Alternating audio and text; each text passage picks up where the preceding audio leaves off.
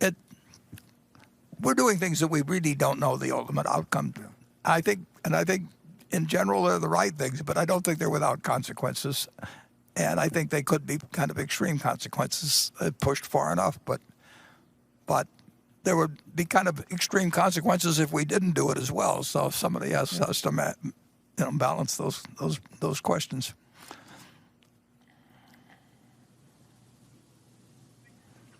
All right, this question comes from Adam Schwartz in Miami, Florida. He says Berkshire is the largest holding in his partnership, which also houses most of their net worth.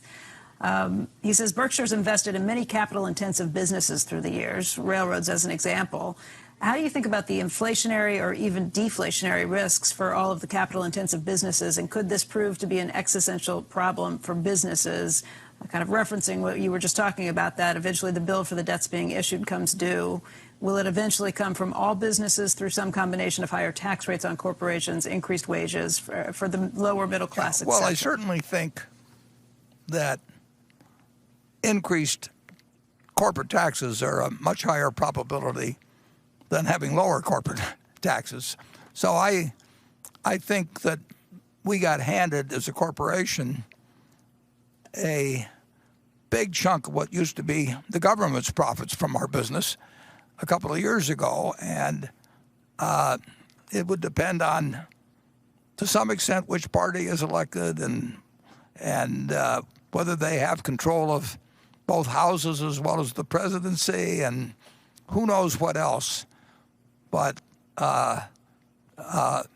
we could very easily have higher corporate income taxes, and perhaps much higher corporate income taxes at some point.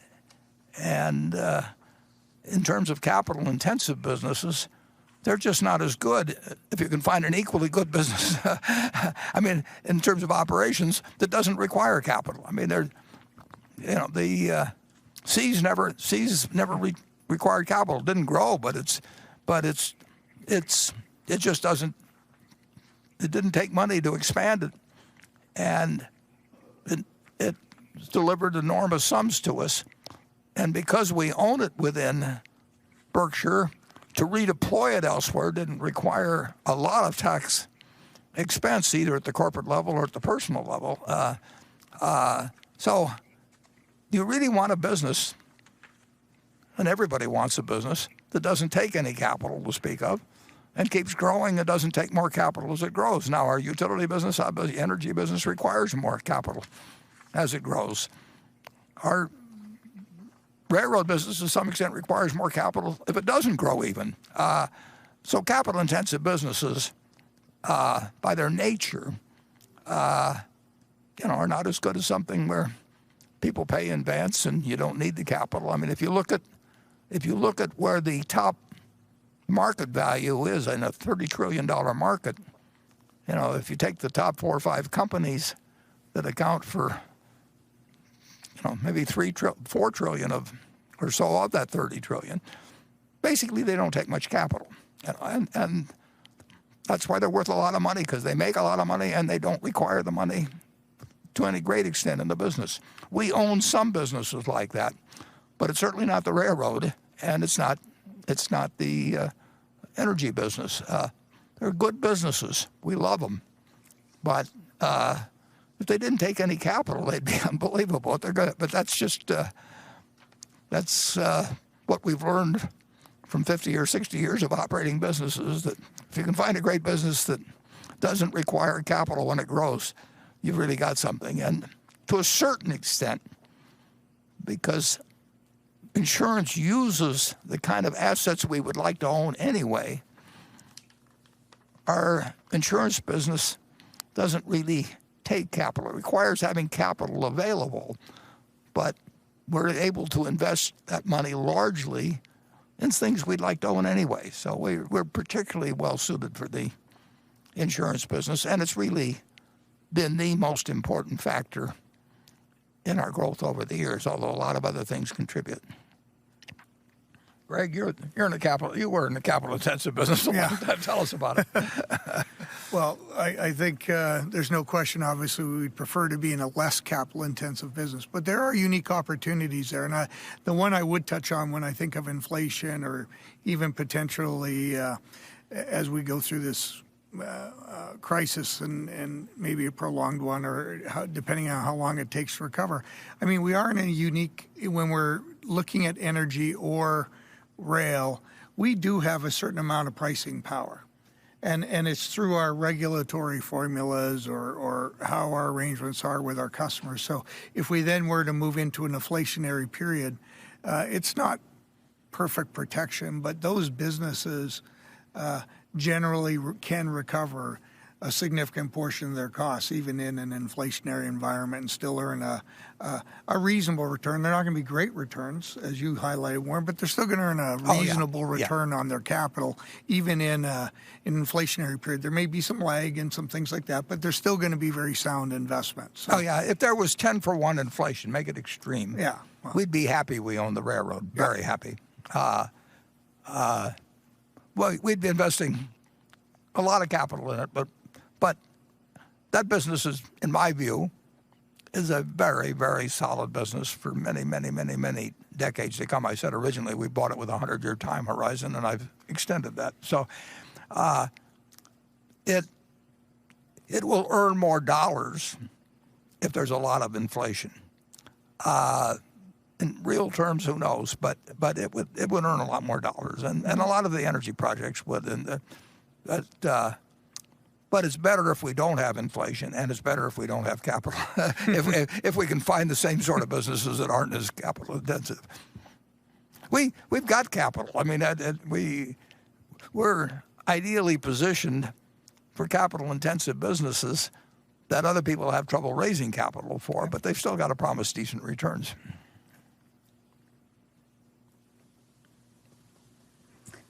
All right, this question comes from Charlie Wang. He's a shareholder in San Francisco. He says, given the unprecedented time of the economy and the debt level, could there be any risks and consequences of the U.S. government defaulting on its bonds? No. If you print bonds in your own currency, what happens to the currency is it can be a question, but you don't default. The United States has been smart enough, and people have trusted us enough to issue its debt in its own currency. And Argentina is now having a problem because the debt isn't in their own currency, and lots of countries have had that problem, and lots of countries will have that problem in the future. It is very painful to owe money in somebody else's currency, but if I could issue a currency, Buffett bucks, and I had a printing press, and I could borrow money, and in that, I would never default. So what you end up getting in terms of purchasing power can be in doubt, but in terms of the U.S. government, when Standard & Poor's downgraded the United States government, I think it was Standard & Poor's some years back, that, to me, did not make sense. I mean, in the end, how you can regard any corporation as stronger than a person who can print the money to pay you, I just don't understand. So don't worry about the government defaulting. I think it's kind of crazy, incidentally, this should be said, to have these limits on the debt and all of that sort of thing, and then stop the government arguing about whether it's going to increase the limits. We're going to increase the limits on the debt. The debt isn't going to be paid. It's going to be refunded. And anybody that thinks they're going to bring down the national debt, I mean, there's been brief periods, and I think it's in the late 90s or thereabouts, when the debt's come down a little bit. The country's going to print more debt. The country's going to grow in terms of its debt-paying capacity, but the trick is to keep borrowing in your own currency.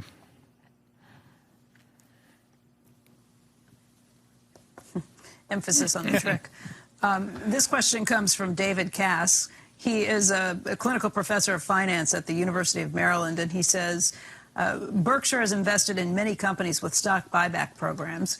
Recently, there's been a backlash against buybacks. What are your views on this subject? Well, it's very politically correct to be against buybacks now. And they're going to incorporate it in the loan program. I mean, there's a lot of crazy things said on buybacks. Buybacks are so simple. I mean, it's a way of distributing cash to shareholders. And let's just say that you and I and Greg, the three of us, decide to buy an auto dealership or a McDonald's franchise or something, and we each put $1 million in, or whatever the number may be.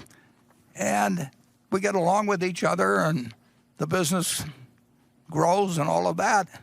And one of us really wants to spend our share of the earnings. And the other two want to leave the money in the business to grow. Now, if the three of us did that, and we're the only shareholders, we would not establish a 100% dividend payout for everybody, and we wouldn't freeze the one that wanted to get out either. The logical thing to do is to buy a portion, whatever that person wants to spend annually from the earnings, buy a portion of their stock, and the other two find their interest in the company goes up, and the third person still has a little more of an interest by what they leave in, but they also can take some money out of the business. You're taking money out of the business in either case, and one you call dividends, and you send it to everybody whether they want it or not. And with buybacks, you give it to the ones who want the money. And I have been following a policy of giving away stock now since 2006, and I'll give away a lot of stock, but the people, the philanthropies that receive it, the gifts have to spend the money very promptly within, on a current basis, more or less. So they are getting $3 billion worth of stock or whatever it may be, and I'm in effect reducing my interest in Berkshire, but Berkshire's still retaining more capital than I'm giving away. So I have more dollars invested, but my interest goes down. And the people that need the cash to carry out the philanthropic efforts, they cash out the stock. And I don't force my sister or whoever it may be to take a bunch of money she doesn't want. She wants it reinvested, all of it reinvested in the business. And people that don't want to can sell some of their stock. And the company ends up in the same position. We've distributed some of the capital that we don't need for growth. Now, whether the company should buy it depends on a couple of things. One is they ought to retain the money they need for intelligent growth prospects. That's fine. And secondly, and this is a point that's never mentioned, they should be buying it back below what they think it's worth. Now, they'll make mistakes in that, but you make mistakes in a lot of business decisions, but that should be the guiding principle. And to my knowledge, J.P. Morgan, Jamie Dimon said it once, and we've said it various times, we retain, we will repurchase shares when it's to the advantage of the continuing shareholder to have us do so. But you read about all these buyback programs that we're going to spend $5 billion buying it back or $10 billion. Well, that's like saying I'm going to go out and buy some business this year for $5 billion without knowing what you're going to get for the money. It should be price sensitive, obviously. It should be needs sensitive, obviously. But when the conditions are right, it should also be obvious to repurchase shares, and there shouldn't be the slightest taint to it any more than there is to dividends. And people that have now sort of taken up the cries about how terrible it was that companies bought back stock. Well, you can say it was terrible for them to pay dividends too, then they'd have more money now. But they were doing what was intelligent at the time, and I hope they continue to do what's intelligent as they go forth. Greg? No, the only thing I know you've commented on in the past, Warren, is that I think the one thing we are seeing, and obviously we're supportive of buybacks, but there are companies that used probably their financial engineering was just a little extreme and too cute, that effectively you're using every ounce of your balance sheet to buy back stock at a time where you're really creating no cushion for your business for any type of event or bump in the road. And we're going to see that, and I think that's a very unfortunate outcome of them, and hence you get some of the backlash. But there's still companies, as you highlighted, many that do it right. Yeah. Now, if they're buying it back because it's fashionable, because they really do like the idea, there's nothing wrong with taking an action that increases the value of the remaining shares. But if they're doing it and incidentally, I've been witness to some programs where it really is stupid. But I don't think it's immoral. I just think it's stupid, basically. And on the other hand, we favor companies that take care of all their requirements for growth and, as Greg says, maintain sound balance sheets and all of that. Leave a margin of error for things that you can get surprised with. And if they find their stock selling below what the business is intrinsically worth, I think that they're making a big mistake if they don't buy in their stock. And it's going to be a political football. And like I say, that when it becomes politically correct to do something in this country, if you're a politician, the best thing to do is get on board. But Berkshire is going to do what it thinks makes sense for its shareholders. And we like investing in companies that think that way too. And not all companies obviously do.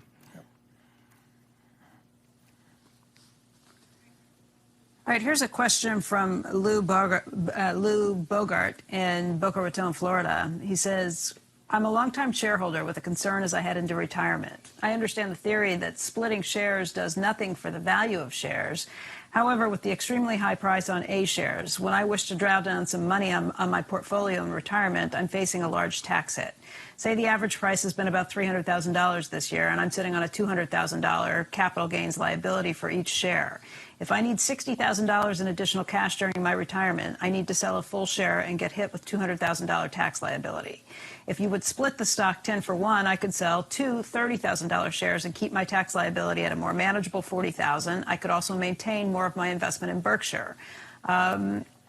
He said, have you thought about this? In retrospect, I should have bought B shares, but didn't think of that at the time. You can convert A to B shares, which is exactly what takes place when I give away the money in July to the 5 foundations. I actually convert it immediately before the gift. I mean, and so they get B shares. And the truth is the B shares are very useful to people that want to either give away a small portion of what they have or spend it or whatever it may be. So you can convert the A to B shares, which is exactly what I've been doing now for 14 years as I give it away, and solve that problem. And we split the B shares, as I remember, at one point, just to make it even more manageable so that people could deal with smaller denominations. The B shares, the A shares have a different voting power, but we passed some resolution some time ago, I think, and it certainly would be the case in any event. We're never going to give the A shares an advantage over the B. They used to have an advantage in a shareholder-designated contribution program that we had, and we put that in there when we started. But that goes way back in time, and that doesn't exist anymore. So that the B and the A are going to get treated exactly the same over time. It's true the A have more votes, but and they sell very close to parity all the time. So I would say that if you want to do anything in terms of raising cash and you've got a lot of A shares, you take 1 or 2 shares of A, and plenty of people I know have done this and just cash it in, turn it into B, and give yourself whatever amount of cash you want to get.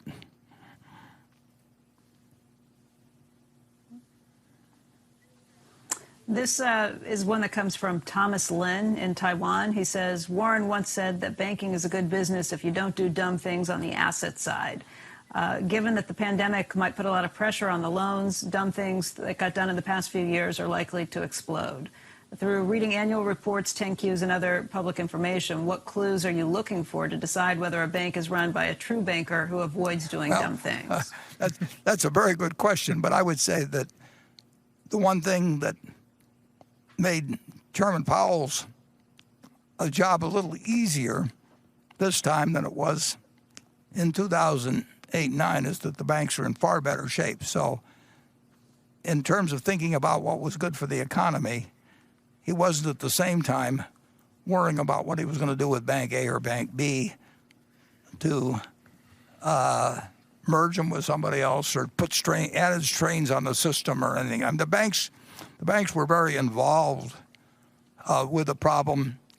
In 2008 and 9, they had done some things they shouldn't have done in some of them, and they were certainly in far different financial condition now. So that the banking system is not the problem in this particular show. I mean, the government we decided as a people to shut down part of the economy in a big way, and it was not the fault of anyone that it happened. Things do happen in this world. Earthquakes happen. Huge hurricanes happen. This was something different, but the banks need regulation. I mean, they benefit from the FDIC, but part of having the government standing behind your deposits is to behave well, and I think that the banks have behaved very well, and I think they're in very good shape. I mean, that's why the FDIC has built up $100 billion that I've talked about. I mean, they've assessed the banks in recent years at accelerated amounts in certain periods, and they even differentiated against the big banks. So they built up great reserves there, and they built their own balance sheets, and they are not presently part of Chairman Powell's problem, whereas they were very much part of Chairman Bernanke's problem back in 2008 and 9. How you spot the people that are doing the dumb things is not easy because, well, sometimes it's easy, but I don't see a lot that bothers me. But banks are, in the end, institutions that operate with significant amounts of other people's money, and if problems become severe enough in an economy, even strong banks can be under a lot of stress, and we'll be very glad we've got the Federal Reserve System standing behind them. I don't see special problems in the banking industry now. I could think of possibilities, and Jamie Dimon referred to this a little bit in the J.P. Morgan report. You can dream of scenarios that puts a lot of strain on banks, and they're not totally impossible, and that's why we have a Fed. And I think overall the banking system is not going to be the problem. But I wouldn't say that with 100% certainty, because there are certain possibilities that exist in this world where banks could have problems. They're going to have problems with energy loans. They're going to have problems. They're going to have extra problems with consumer credit. They're going to have, they're in, but they know it, and they're well reserved. Well, they're well capitalized for it. They were reserve building in the first quarter, and they may need to build more reserves, but they are not a primary worry of mine at all. We own a lot of banks, or we own a lot of bank stocks. Greg, do you have any thoughts on it? No, I really, you touched on it earlier too, just in general, which is we don't know how long this pandemic will go. We don't know if there's going to be a second event, which are just risks that are really unknown at this time, and the banks will have to continue to manage through that as businesses do. But you've already highlighted that, obviously. Yeah. Becky. All right, this question, I was looking for one of these because I got several questions that came in similar to this. I was looking for one of these a moment ago. This one's from Andrew Wenke. He says, can you ask Warren why he didn't repurchase Berkshire shares in March when they dropped to a price that was 30% lower than the price that he had repurchased shares for in January and February? Yeah, it was very, very, very short period where they were 30% less. But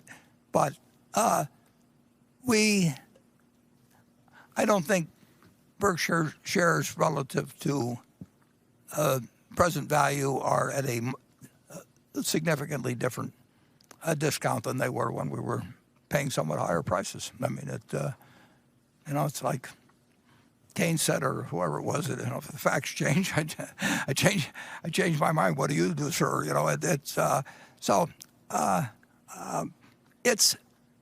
We always think about it, but I don't feel that it's far more compelling to buy Berkshire shares now than I would have felt 3 months or 6 months or 9 months ago. It's always a possibility, and we'll see what happens. Greg, you think about repurchasing shares? I mean, generally. No, I think our approach, Warren's the right approach. I mean, you're always, I can't really add anything other than the approach is the right approach. We approach it when we see it's the right thing for our shareholders to be repurchasing, and that doesn't mean we're repurchasing all the time or the view doesn't change. Well, there could be a price relative to value at the time, not relative to what it was worth a year ago. I mean, the value of certain things have decreased. Our airline position was a mistake. Berkshire is worth less today because I took that position than if I hadn't. And there are other decisions like that. And they're not, it is not more compelling to buy the shares now than it was when we were buying them. It's not less compelling. I mean, it's a wash, but we didn't do anything. The price has not gotten to a level, or not been at a level where it really feels way better to us than other things, including the option value of money, to step up in a big way.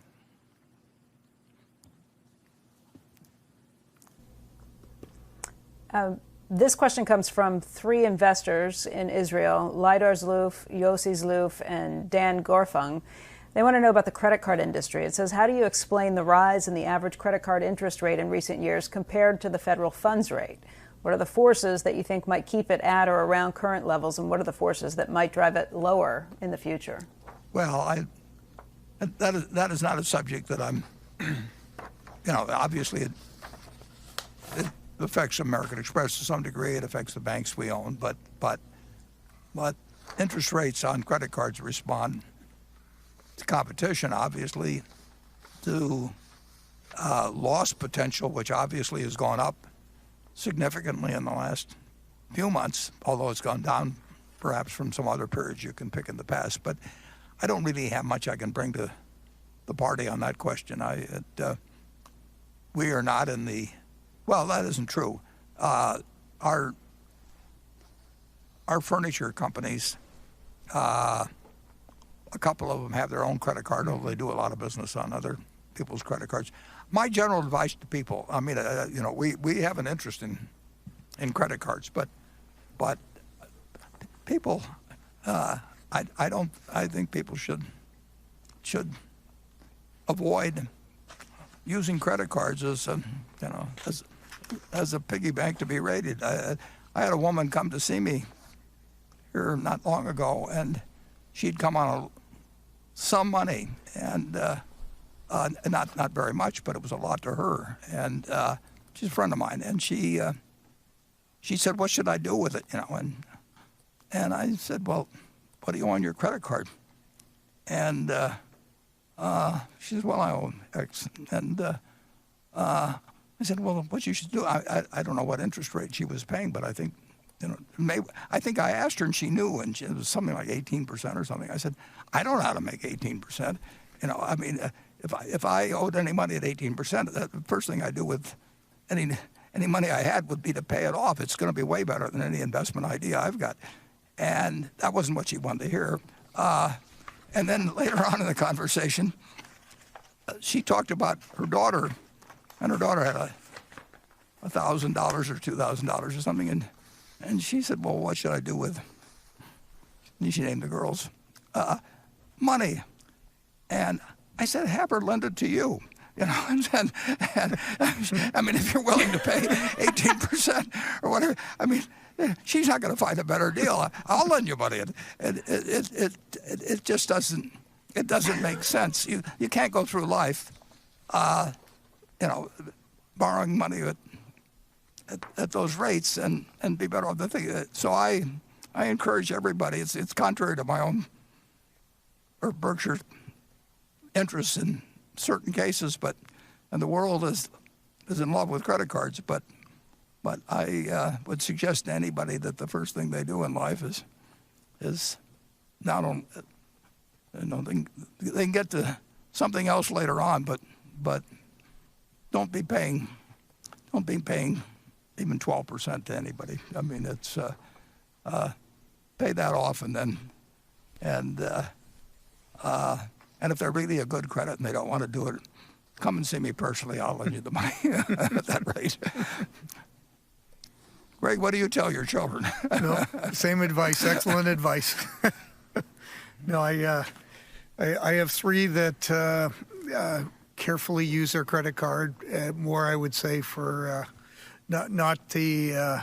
Obviously, people use it a lot more as they go into the digital world and e-commerce world. But then the goal has to be to repay it. It doesn't mean you.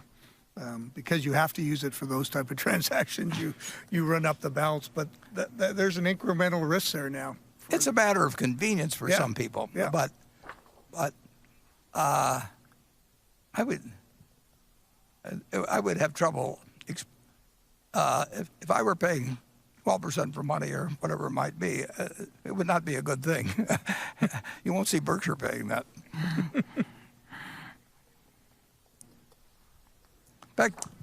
Warren, this question's from Lindsay Schumacher. Did you have something you were saying? We probably ought to wind this up maybe in 15 minutes. Can you select the best ones? Okay, absolutely. Yeah, well, I've got a couple more questions for you. This one's from Lindsay Schumacher. She says, Warren, what's your opinion regarding the payroll protection plan?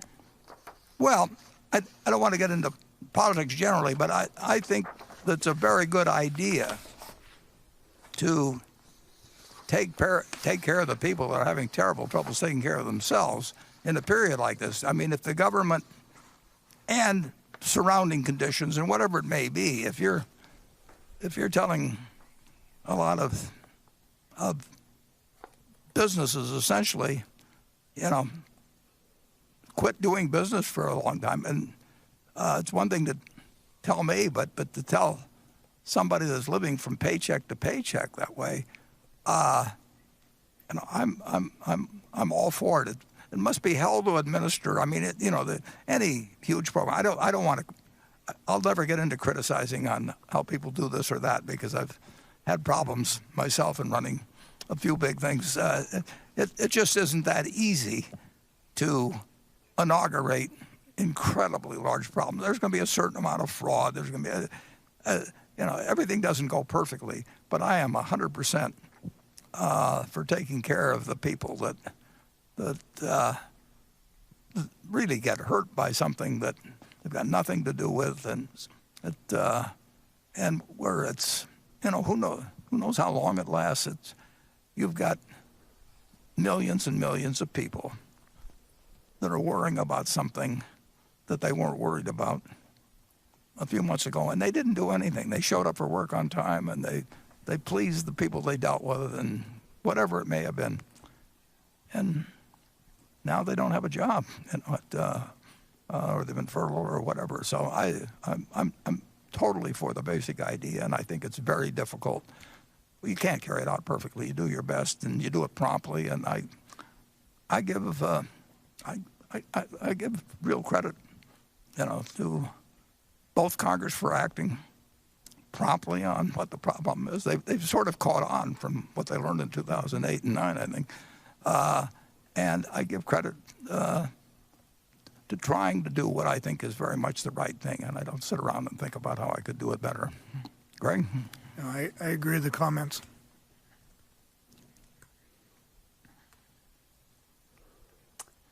Warren, this question comes from Bill Murray, the actor, who's also a shareholder in Berkshire. He says this pandemic will graduate a new class of war veterans. Healthcare, food supply, deliveries, community services. So many owe so much to these few. How might this great country take our turn and care for all of them? Well, we won't be able to pay, actually. It's like people that landed in Normandy or something. I mean, the poor, the disadvantaged, they suffer. There's unimaginable suffering, and at the same time, they're doing all these things that, they're working 24-hour days, and we don't even know their names. So we ought to do. If we go overboard on something, we ought to do things that can help those people. And this country, I've said it a lot of times before, but the history of it, I mean, we are a rich, rich, rich country. And the people that are doing the kind of work that Bill talks about, they're contributing a whole lot more than some of the people that came out of the right womb, or got lucky and things, or know how to arbitrage bonds or whatever it may be. And I'm, in a large part, I'm one of those guys. So you really try to create a society that, under normal conditions, with more than $60,000 of GDP per capita, that anybody that worked 40 hours a week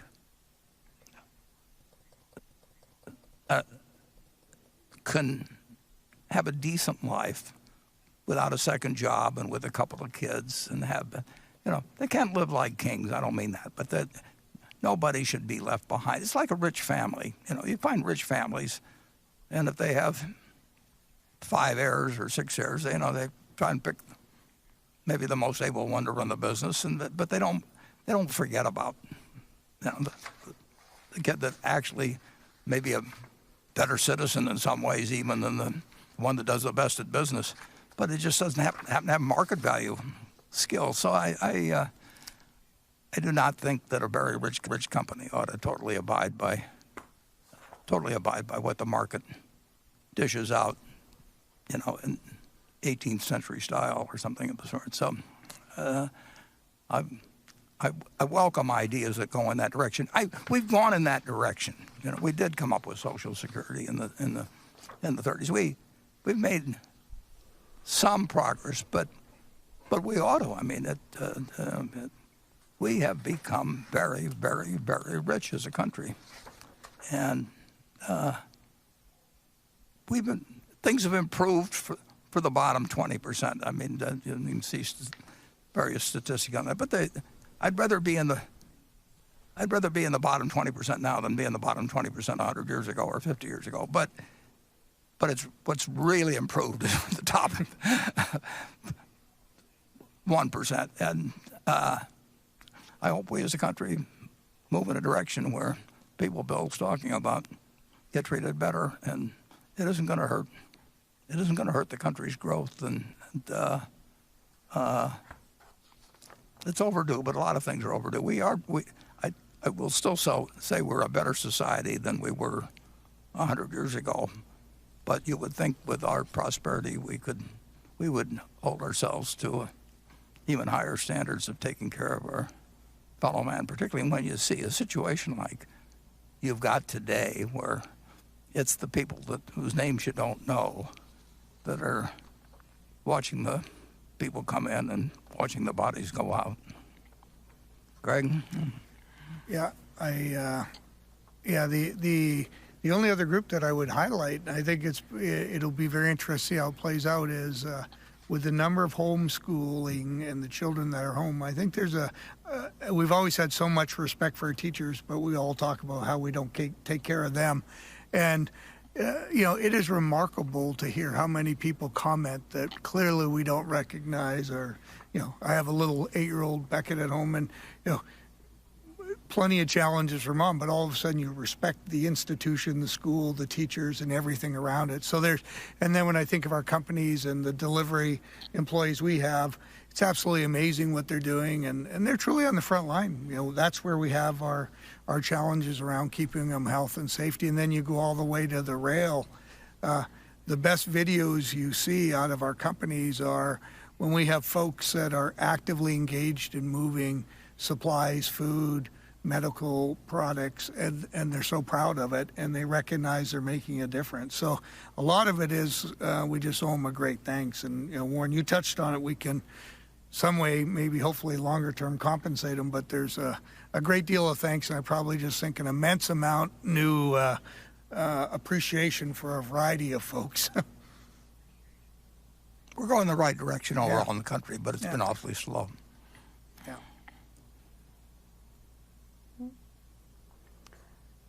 Gentlemen, I'll make this the last question. It comes from Phil King. He says, many people in the press and politics are questioning the validity of capitalism. What can you say to them that might prompt them to take a look at capitalism more favorably? Well, the market system works wonders, and it's also brutal if left entirely to itself. And we wouldn't be the country we are if the market system hadn't been allowed to function. And to some extent, you can say that other countries around the world that have improved their way of life dramatically, to some extent, have copied us. So the market system is marvelous in many respects, but it needs government. And it is creative destruction, but for the ones who are destroyed, it can be a very brutal game, and for the people who work in the industries and all of that sort of thing. So I do not want to come up with anything different than capitalism, but I certainly do not want unfettered capitalism, and I don't think we'll move away from it, but I think we capitalists, I'm one of them, I think there's a lot of thought that should be given to what would happen if we all drew straws again for particular market-based skills. It's somewhere way back, somebody invented television. I don't know who it was, and then they invented cable, then they invented pay systems and all of that. And so a fellow that could bat .406 in 1941 was worth $20,000 a year, and now a marginal big leaguer, will make vastly greater sums because, in effect, the stadium size was increased from 30 or 40 or 50,000 people to the country, and the market system, capitalism, took over. And it's very uneven. And incidentally, I think that Ted Williams is worth a whole lot more money than I've ever should make. But the market system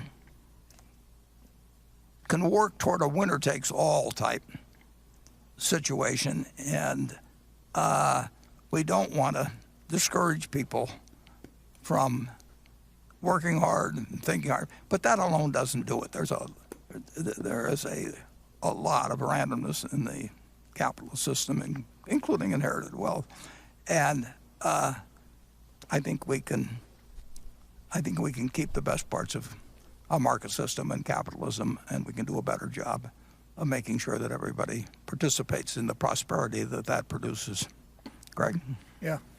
No, I think it's always keeping the best parts of it. And I even think if we look at the current environment we're in, i.e. in the pandemic, and we have to do it only when we can do it properly and reemerge. But in some ways, the best opportunity for people is when we're back working, clearly, and that the system's functioning again.